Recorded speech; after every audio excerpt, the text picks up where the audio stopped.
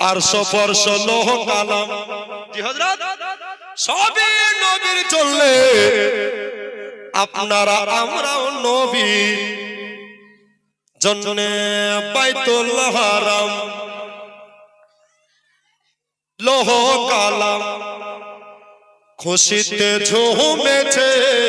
জোরে বলুন আজ ভোরে তাজ পরে নবী এসেছে নবী এসেছে খুশি না বেজা দু হাত উঠে বলেন ইয়া রাসূলুল্লাহ সুবহানাল্লাহ ওই দেখেন ঠান্ডা তো হাতই বার করছে না গো হ্যাঁ সুবহানাল্লাহ নবী নামে হাত তুলবে তো কিয়ামতের দিনে হাতগুলো জান্নাতের টিকিট হবে হযরত জিজ্ঞাসা করবেন দু হাত উঠে বলেন ইয়া রাসূলুল্লাহ জোরে বলেন ইয়া হাবিবাল্লাহ সরকার কি আমত দিলদার কি আমত পুর নূর কি আমত হুজুর কি আমত যারা জোর সে বলো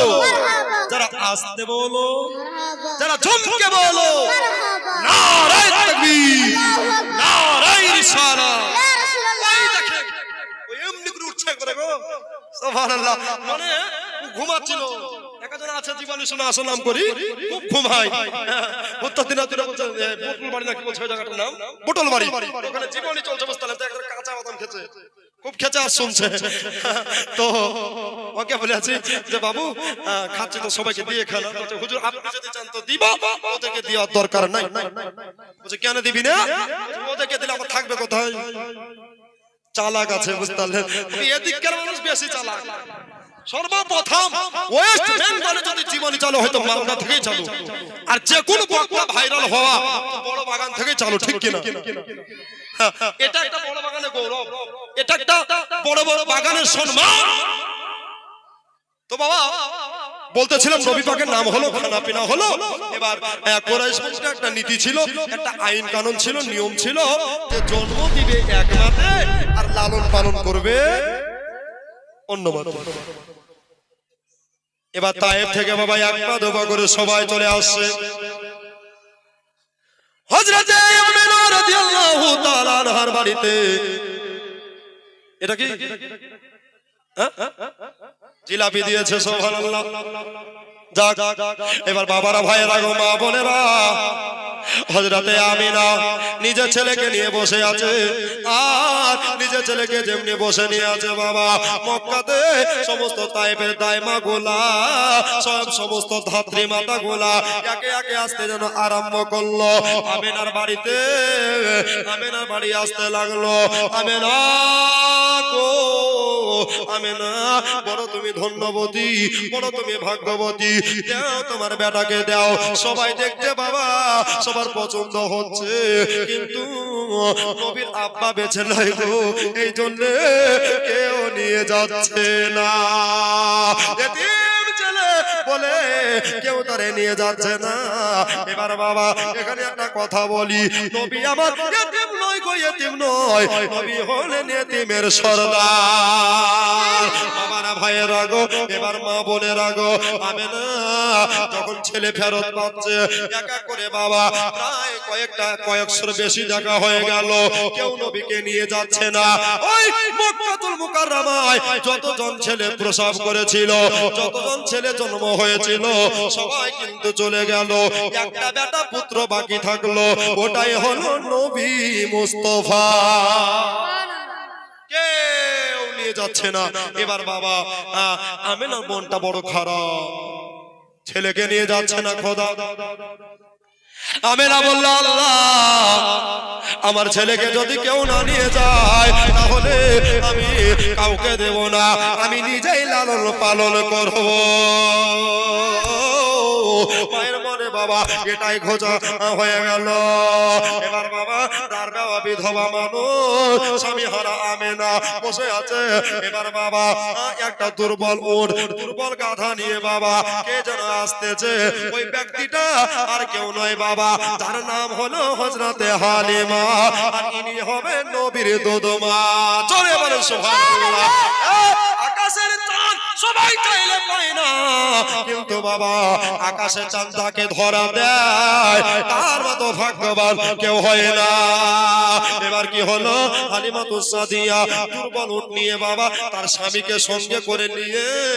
উনি যেন এক পা দুপা করে আসছে, আর বলে স্বামী গো ওই দেখেন, তাকিয়ে দেখেন, ওই কিছু দূরে তাকিয়ে দেখলে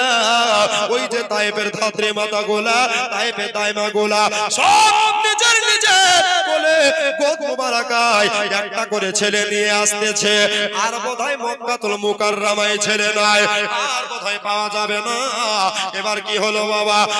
হালিমার চোখে পানি পড়তে লাগলো, বাবা হালিমা চোখে পানি পড়তে লাগলো। হালিমা বলে স্বামী গো কি করব বলুন গো, বলছে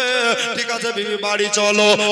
আর বাচ্চা নসিবে হবে না, সন্তান বোধহয় আর ভাগ্যে জুড়বে না। হালিমা বলল ও প্রাণের স্বামী গো, ওগো আমার গলার হার, ওগো আমার চোখের মণি, ওগো আমার মাথার তার শিরোমণি, স্বামী গো একটা কথা ভালো করে শোনেন, ওই মক্কা শরীফে আল্লাহর কাবা শরীফ আছে, ওই কাবা যারা চামড়ার চোখে টিপ চোখে একবার দেখে আর বলে এটা আল্লাহর ঘর কাবা, ওই আল্লাহর ঘর কাবা একবার দেখার কারণে আল্লাহ তার আমলনামাতে 1 লাখ নেকি দেয়। জোরে বলে, 2 বার তাকালে 2 লাখ, 3 বার তাকালে 3 লাখ নেকি হয়। স্বামী গো তাই বলি আর দেরি করবেন না, এই জন্য তাড়াতাড়ি করে চলো। হযরতে হালিমাতুস সাদিয়ার কথা শুনে এবার বাবা ওই জীর্ণ গাধা দুর্বল উটখানাকে নিয়া এবার বাবা চলতে আরম্ভ করলো। জোরে বলে সুবহানাল্লাহ। বন্ধুরা দক্ষিণ তোরাবালি টোলার মা বলে রাগো, এবার বাবা কি হলো দেখেন বাবা, আপনার আব্দুল মুত্তালিবের আপনার কাবা শরীফ, উনি কাবার দেখভাল করে বাবা, কাবা শরীফের খাদে, কাবা শরীফের দেখভাল করে নেওয়ালা। এবার বাবা হলো এবার হযরতে হালিমা উনি চলে আসছে বাবা, ওই কিছু দূরে উটটাকে রেখে দিলেন বাবা, এক পা দুপা করে হালিমা তিনি তার স্বামীকে নিয়া এবার বাবা কাবা শরীফের গিলাফ ধরে বাবা কাবা শরীফের চাদর মোবারক ধরে যেন বাবা কাঁদতে লেগেছে, আর চোখের পানি পড়েছে, বলে আল্লাহ গো কত ছেলে কত জায়গা থেকে নিয়ে গেল, তাইফের যত দাইমা এসেছিল সবাই ছেলেগুলা পেল, কিন্তু আমি কেন পাইলাম না, আল্লাহ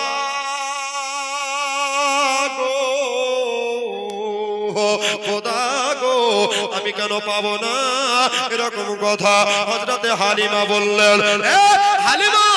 এবার কাঁদতে কাঁদতে বাবা একটু কান্নার আওয়াজ যেন জোরে হয়ে গেছে, আর কাঁদতে বাবা কাঁদতে এবার আব্দুল মুত্তালিব নবীর দাদা উনি আপনার কাবা শরীফের ভিতরে আছে, আমি যেন শুনলাম কে অজানা আছে না একটা নারী যেন কাবা শরীফের দেওয়াল ধরে কাঁদছে, সুবহানাল্লাহ,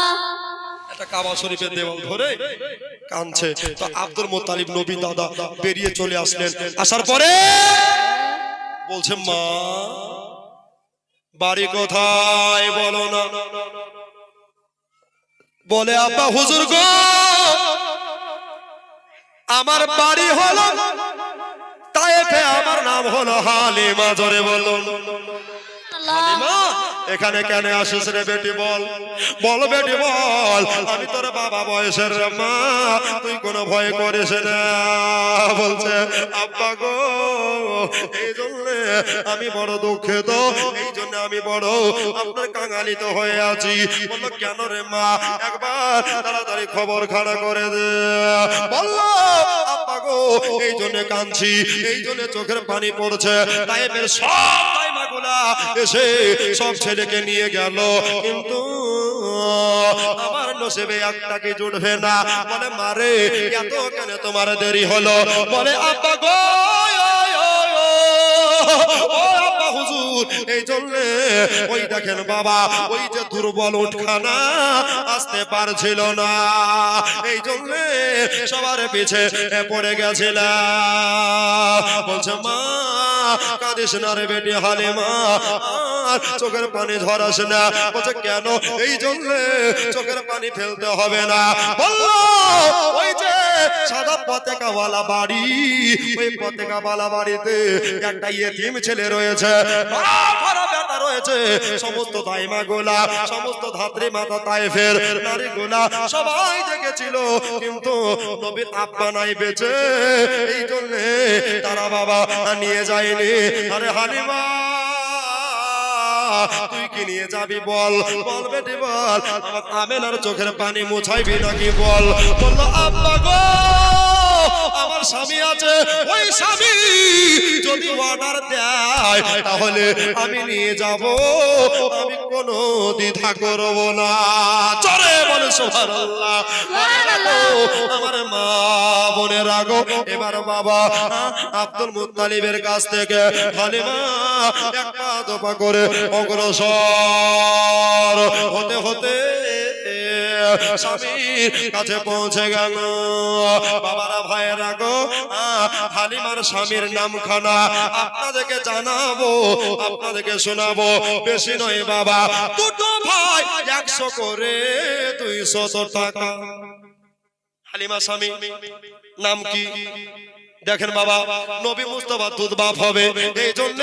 আপনাদেরকে চাইছি বাবা খবরদার রাগ করবেন না। বাবারা ভাইয়েরা গো, আমার মা বোনেরা গো, কত জায়গা থেকে জীবনী জলসা শুনতে এসেছো মা, এদেশ বিদেশ থেকে এসেছো রে মা, এই জন্য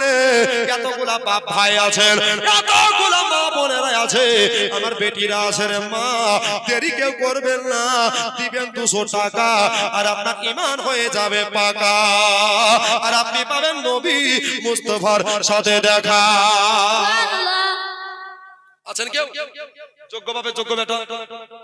যোগ্য মায়ের যোগ্য বেটি, যে দিবেন বাবা সে খাবে জান্নাতি রুটি। এটাই হলো বাপ কা বেটি। তাড়াতাড়ি ভাই আমার মা বোনেরা 200 টাকা 100 করে বাবা, যদি কেউ বন্ধু থাকে 2 বন্ধুতে দিবে, এমন দোয়া করবো খোদা গো সারা জীবন যেন বন্ধুত্ব থাকে, জীবনেও যেন নষ্ট না হয়।